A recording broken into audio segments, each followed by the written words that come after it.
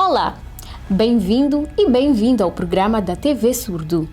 Agnaldo Bull é um jovem que tinha tudo para desistir, visto que o seu pai biológico se separou da sua mãe logo após o seu nascimento. Mas graças ao amor da sua mãe e do seu padrasto, conseguiu ultrapassar barreiras.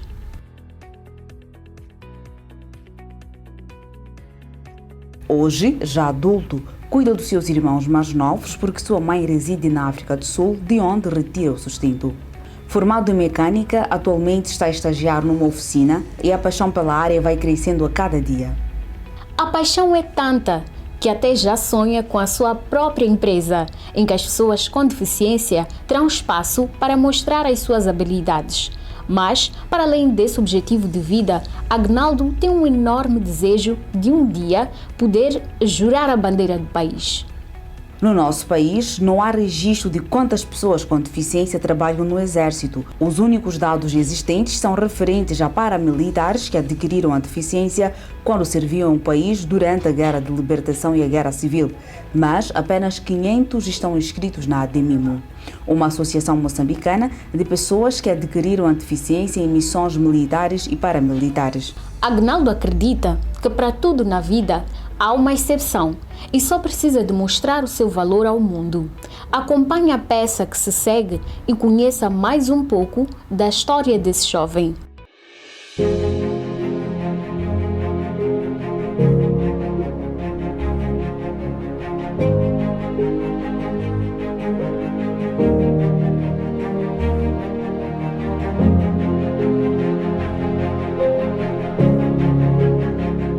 Agnaldo Bull é um jovem com deficiência físico-motora. Nunca conheceu seu pai biológico, pois este, quando soube da sua condição, abandonou sua mãe. Com muita paciência, a mãe de Agnaldo levou ao hospital. Após a cirurgia, aos 3 anos, iniciou a fisioterapia para aprender a andar com recurso a próteses. Cresceu com sua mãe e o seu padrasto, mas este veio a falecer. Sem outra alternativa, sua mãe migrou para a África do Sul para procurar trabalho. No início, até conseguia enviar ajuda, mas agora está desempregada. Bastante sonhador, Agnaldo iniciou o curso de mecânica e deseja abrir sua própria oficina. Mas seu maior sonho é defender a pátria. Sonho que está difícil de ser realizado por conta da sua deficiência.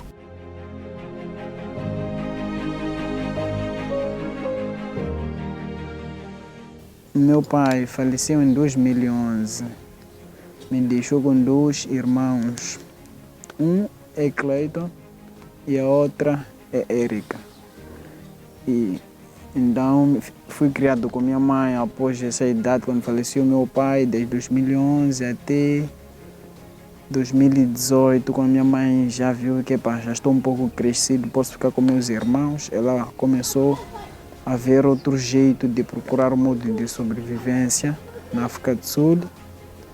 Então, quando chegou lá, começou a trabalhar. Naqueles períodos ainda tinha mais condições de nos mandar algo, mas chegou um tempo em que ela mesma já não conseguia fazer nada por falta de dinheiro, emprego. E isso foi andando que até agora as coisas estão assim, ela não está a trabalhar. E por enquanto a vida não tem sido fácil.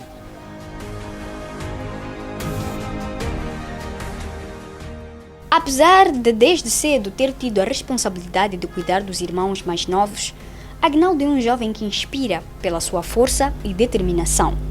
Buscou na mecânica uma forma de se impor na sociedade. Estudei, escolhi a área de mecânica, mas não queria mecânica. Só escolhi a mecânica porque não sabia que era para fazer um curso técnico profissional. Então, após ter me explicado que tenho que escolher o curso técnico profissional, então escolhi a área de mecânica. Me formei 5 meses e agora estou a fazer estágio. Estágio tem duração de 3 meses, então ainda é 1º mês e essa aqui será a 2ª semana eu a me estagiar. Quanto à profissão da mecânica, por enquanto, do meu lado, ele contou comigo, sim, porque eu, sendo o primo, fui um deles que a incentivei, mas de preferência eu queria que ele conseguisse o setor de bombas injetoras, mas como não tinha lá a especialidade, não faz nenhuma diferença, porque tudo faz parte da mecânica. O que se quer é ter a paixão pelo setor, não fazer por opção. Amar o seu setor, quem sabe, tu vais marcar a diferença para os que dizem que há pessoas com esse estado não são capazes de trabalhar na mecânica. Eu incentivei que pudesse colocar um exemplo ao nível mundial, não dependendo. Agnaldo sempre gostou de desafiar seus limites, por isso, atividades que exigem um pouco mais de esforço físico estão entre as prediletas de Agnaldo, que espera poder servir à pátria. Eu não quero escolher o curso de mecânica. Eu, desde quando ainda estudava, eu dizia o seguinte, que era ser um militar. Ano passado, fui concorrer para Forças Armadas de Moçambique, ali no centro de recrutamento.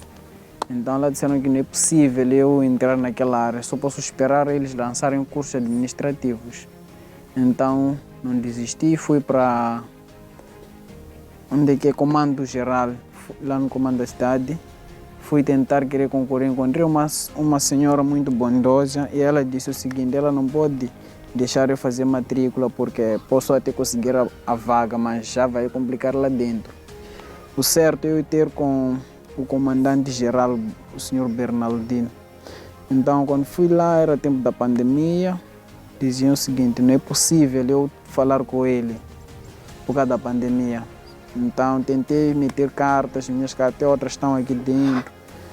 Tudo estava a decorrer muito bem, mas última carta que já deveria ser aprovado, fui dito que não tinha vaga. A vaga já está cheia, já está lotada, já não tem vaga, só posso concorrer para... Enquanto aguarda pelo aval para que possa seguir a carreira policial ou militar, Agnaldo vai ganhando paixão pela mecânica e até já sonha com uma oficina própria. E acabei me adaptando e gostei da área e tenho amor à área da mecânica. Porque sempre é algo que eu quis fazer com movimento, não fazer algo que me limita. Eu gosto de fazer algo ilimitado, gosto de fazer coisas que requerem esforços. Então, foi o meu sentimento de procurar me enquadrar numa certa área em que ao longo do tempo terei a minha própria oficina.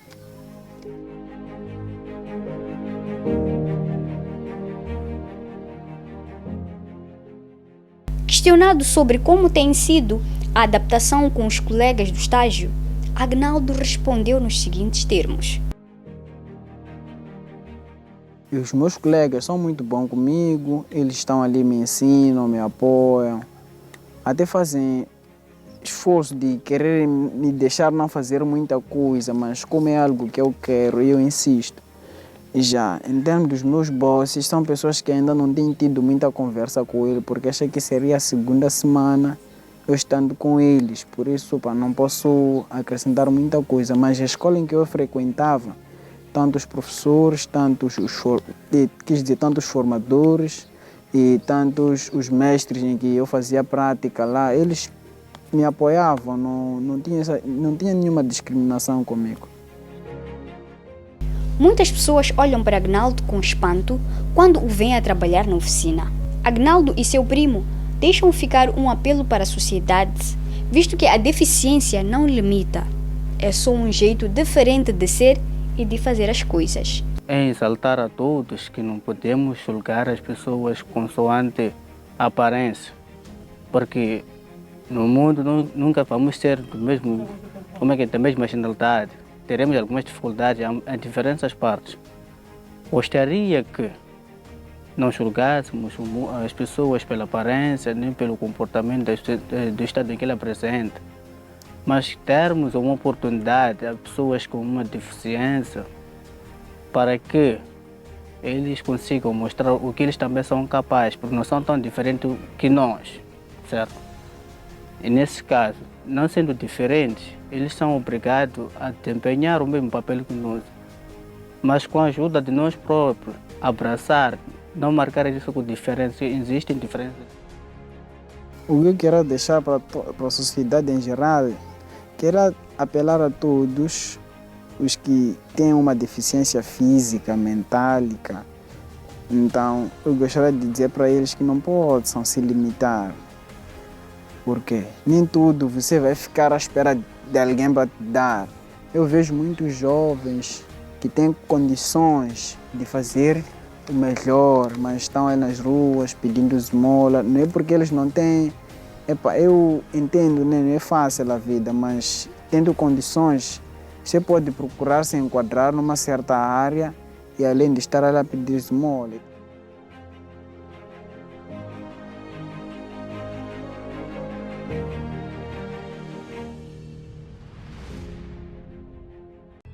Aceitar a nossa condição é importante para cultivar o amor próprio e a autoestima.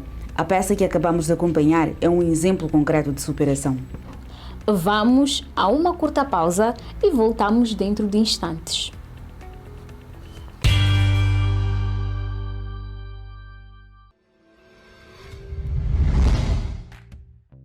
Como se comportar ao acompanhar uma pessoa com deficiência visual?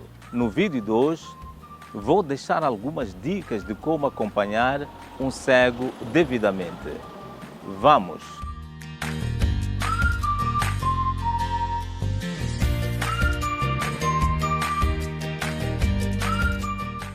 A primeira dica é o abrir e fechar da porta. Você sabia que sempre que acompanhar uma pessoa com deficiência visual, depois de abrir a porta, deve deixar que ele feche?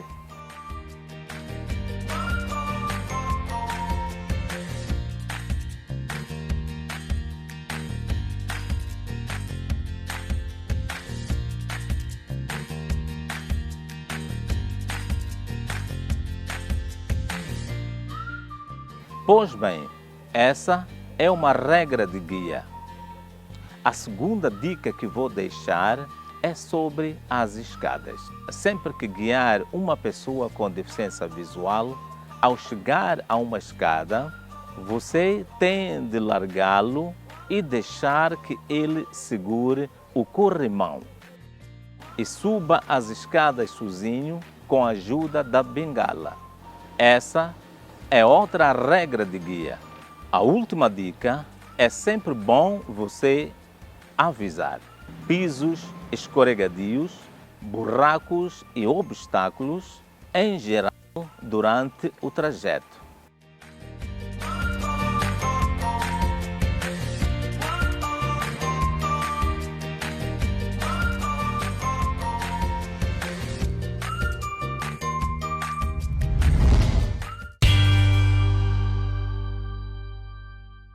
Olá, bem-vindo e bem-vinda de volta ao programa da TV Surdo.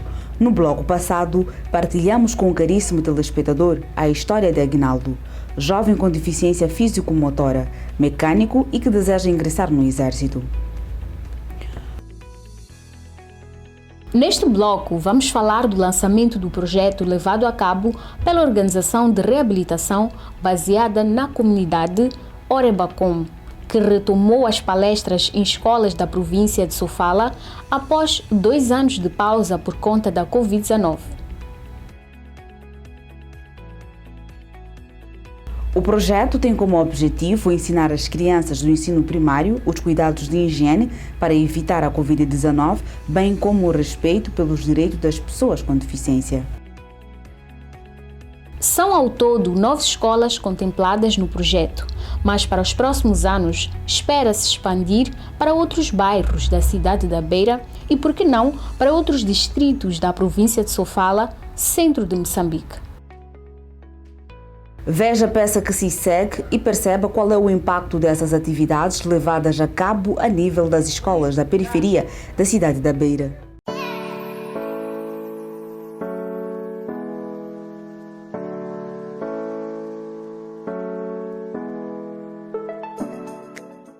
É de pequeno que se molda o homem do amanhã.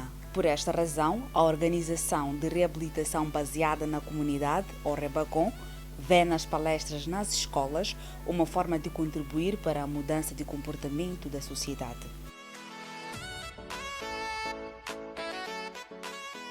Resultado positivo, visto que antes muitas crianças, até alguns professores, não entendiam ou não sabiam que as crianças com deficiência gozam do mesmo direito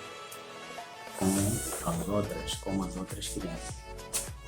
Havia sempre discriminação, quer dizer que algumas crianças discriminavam as outras com deficiência, não gostavam de partilhar o mesmo material escolar, até a carteira, sempre recebíamos reclamações de que algumas crianças sempre discriminavam as outras.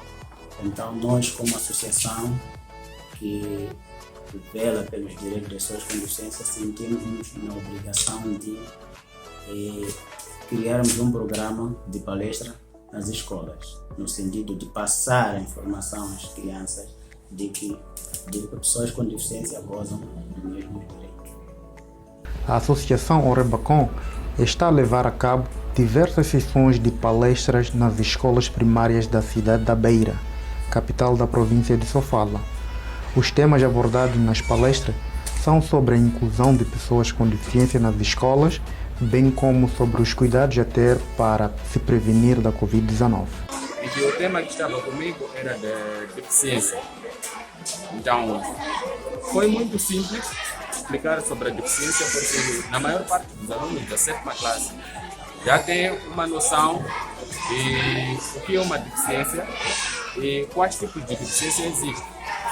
Então, os alunos interagiram de uma forma positiva, porque na maior parte dos alunos já tem ou vivem com alguém com deficiência lá na comunidade. O meu tema 2, falei sobre a Covid-19. Falei sobre a definição da Covid-19. Covid-19 é uma doença infecciosa causada por coronavírus.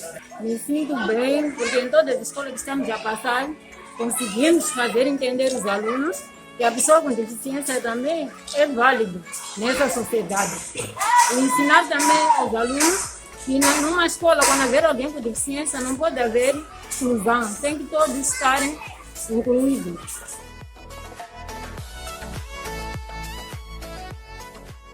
As sessões de palestras nas escolas iniciaram em 2012, em escolas do bairro do Macurungu, mas, por conta da Covid-19, as sessões foram canceladas. Foi um desafio, de facto, desde que eclodiu esta pandemia da Covid-19.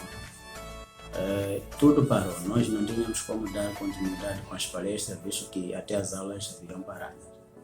Então, neste momento, até atividades mesmo aqui na associação haviam parado.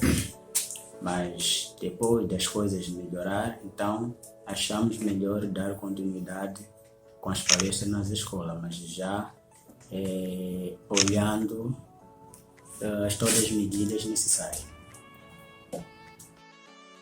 Bastante ávidas em receber conhecimentos extras, para além dos abordados em aulas, os ativistas dizem que os alunos receberam de bom grado os ensinamentos. A resposta dos alunos foi positiva, porque contribuíram com o tema. Sobre os sintomas, eles disseram quais são os sintomas da Covid-19, até que eu lançava mais perguntas e eles que respondiam mais. Lançava as perguntas, quais são os sintomas, como podemos prevenir. Os alunos falavam.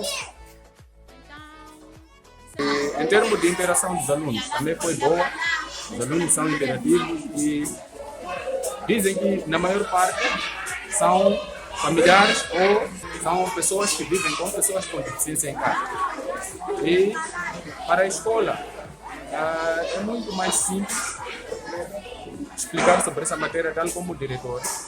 Foi muito mais didático, falou também de algumas partes em que a escola tem como objetivo este ano, que é de nós voltarmos mais para darmos mais palestras e falarmos com outras turmas. Alguns petizes, ouvidos pela nossa equipe, disseram ter aprendido muito sobre a Covid-19, bem como sobre como lidar com pessoas com deficiência. tio disse que nós devemos ajudar os deficientes, os cegos, aqueles que andam na cadeiras de rodas, a atravessar a estrada, ajudar os cegos a atravessar a estrada. E também aprendemos que devemos ajudar e não podemos rir nem gozar. Não podemos rir nem gozar dos deficientes, que devemos ajudar.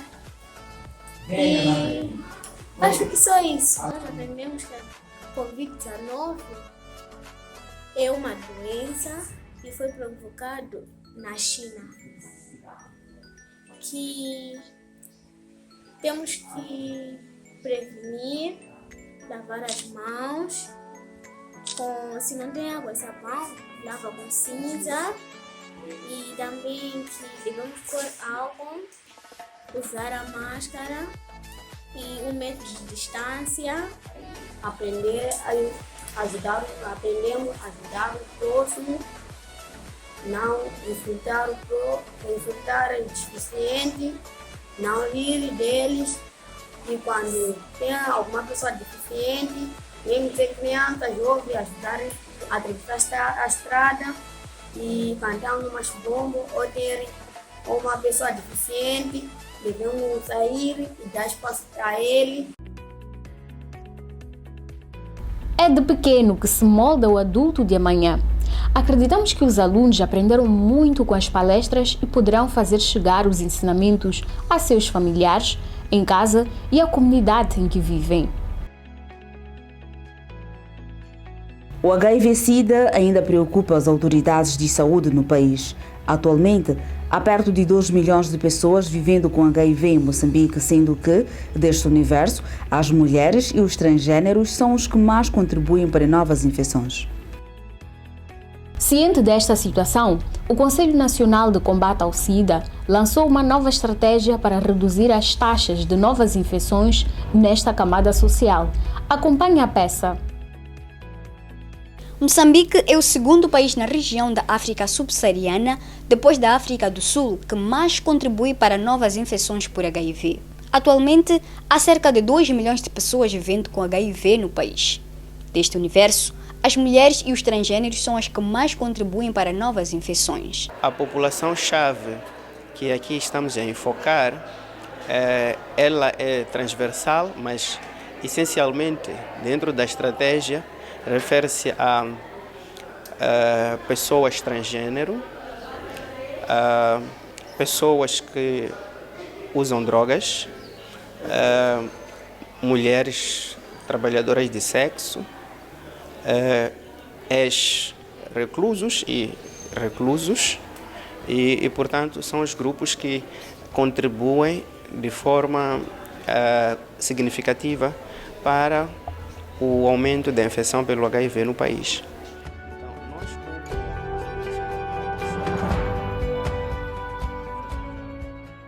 Estes números bastante preocupantes têm exigido por parte do governo e parceiros estratégias mais fortes para eliminar as novas infecções destes grupos considerados vulneráveis, incluindo pessoas com deficiência.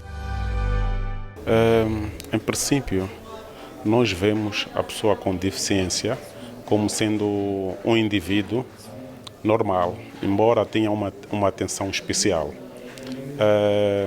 Treinamos os nossos ativistas, que são os transmissores da informação, e isto é, olhando para a mudança de comportamento, no que diz respeito ao HIV, para a redução de novos casos.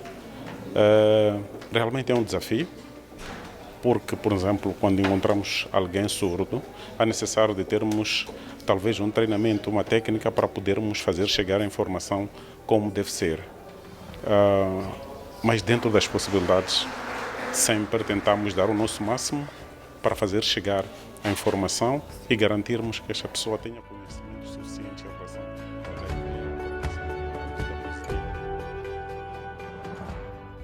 Em relação à questão da pessoa com deficiência, No plano nacional de combate ao SIDA está também estabelecido dentro do escopo das pessoas vulneráveis, tanto a população vulnerável, estão inclusas as pessoas com deficiência, mas devo dizer que neste programa em específico deste seminário, nós estamos aqui com as organizações e grande parte delas trabalham com esta população que nós mencionamos e com certeza que em algumas das intervenções elas englobam tanto pessoas com deficiência.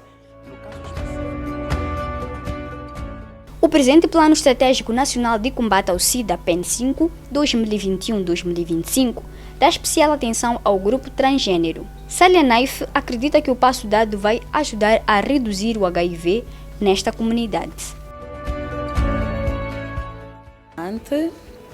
Primeiro porque eu sou trans e estou feliz porque a minha organização pela primeira vez vai fazer parte da PEN5.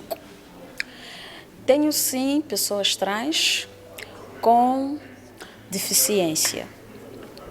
E meu sonho gostaria que abrangesse o projeto para incluir também pessoas com deficiência como pessoas vulneráveis. Como estratégia para reduzir a desistência pelo tratamento antirretroviral, o Conselho Nacional de Combate ao SIDA e seus parceiros distribuem kits completos de tratamento para o HIV ao domicílio. Atualmente, segundo dados do MISAO, 74% das pessoas vivendo com HIV em Moçambique estão a receber gratuitamente o tratamento antirretroviral e 94% da rede sanitária pública oferece serviços TARV. Um dado interessante a partilhar é que 74% das pessoas vivendo com HIV no país faz o tratamento antirretroviral TARV e tem uma vida saudável. O objetivo do governo é garantir que mais pessoas tenham acesso ao tratamento. Que tal enriquecer os nossos conhecimentos da língua de sinais de Moçambique? Olá! Bem-vinda e bem-vindo a mais uma aula de língua de sinais de Moçambique. Na aula de hoje vamos aprender a dizer palavras relacionadas à prevenção do HIV/SIDA. Relações sexuais protegidas. Evite múltiplos parceiros.